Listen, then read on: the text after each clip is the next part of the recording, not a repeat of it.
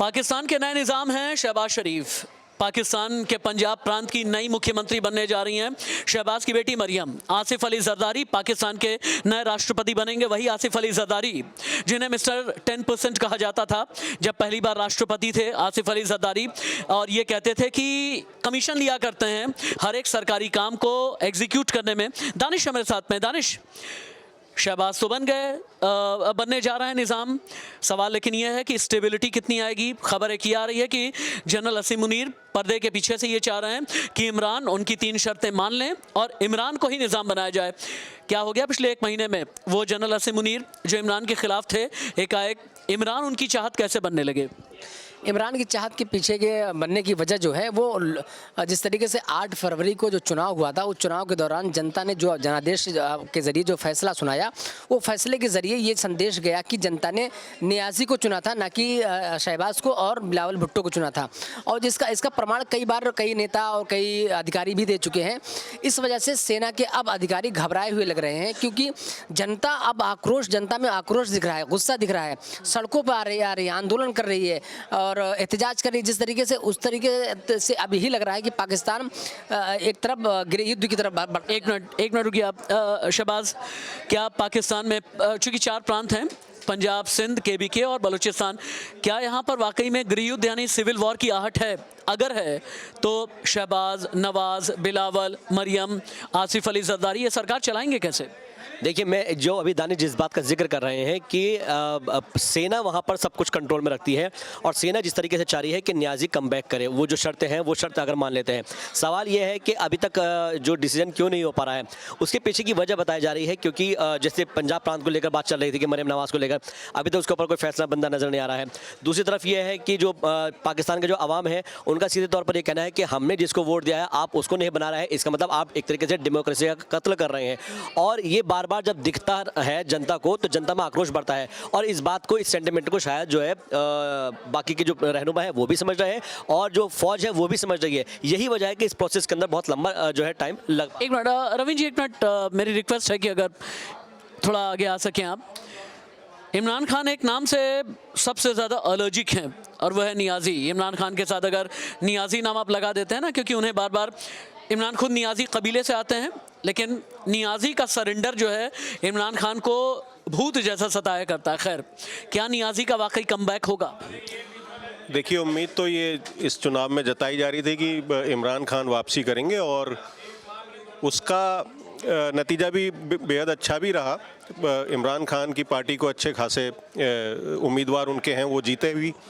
लेकिन जैसे पाकिस्तान के लिए कहा जाता है कि उधर इलेक्शन होता नहीं, सिलेक्शन होता है और जिसे सेना का समर्थन होता है वही सत्ता में वापसी करता है। 1 मिनट रवीन जी रुकिएगा। दानिश, क्या ये बात सही है कि पाकिस्तान के पास सिर्फ अगले 30 दिन का ही पैसा, खाद पानी, राशन बचा है?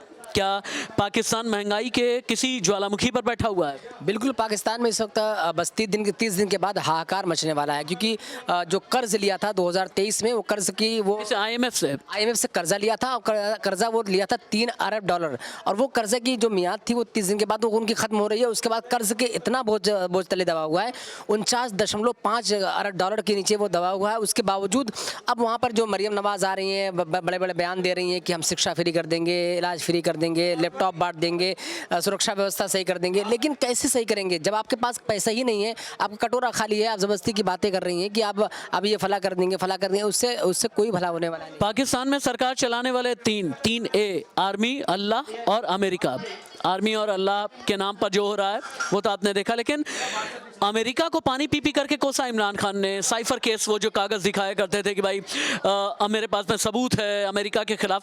अभी मौजूदा दौर में अगर जनरल असीम मुनीर एक बार के लिए चाह भी लें कि इमरान वज़ीर आज़म बन जाएं, तो क्या अमेरिका उसमें वीटो लगाएगा?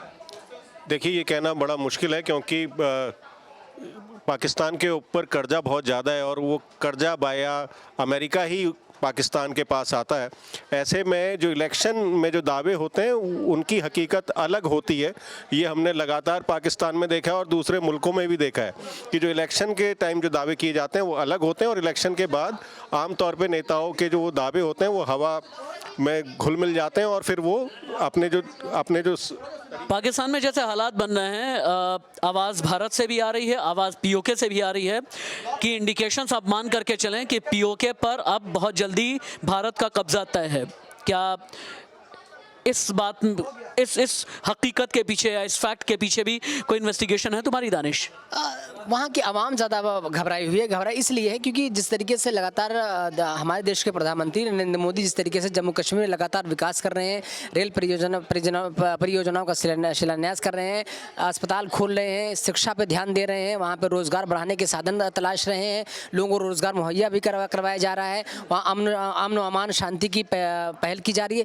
इसको लेकर पीओके में इस वक्त भगदड़ मची क्योंकि वहाँ पर पहले से ही पाकिस्तान की सरकार की सिर्फ निगाहें हमेशा टेढ़ी रहती थी। वहाँ पर जुल्म किया करते थे, शिक्षा बेरोजगारी के नाम पर कुछ भी नहीं करते थे। जिस तरीके से हमने अपनी रिपोर्ट में अक्सर दिखाते रहते हैं कि वहाँ की आवाम किस तरीके से परेशान है और हमारे आवाम जिस तरीके से अब दिन ब दिन खुशहाल होती नहीं। पाकिस्तान में आवाम परेशान है, पाकिस्तान में त्राहिमाम है। दानिश ने ये बताया कि 30 दिन के बाद राशन पानी भी नहीं है, पैसा भी नहीं है। सवाल यह है कि शहबाज निज़ाम बन जाएंगे लेकिन कैसे चलाएंगे पाकिस्तान, ये $1 मिलियन क्वेश्चन है। नमस्ते।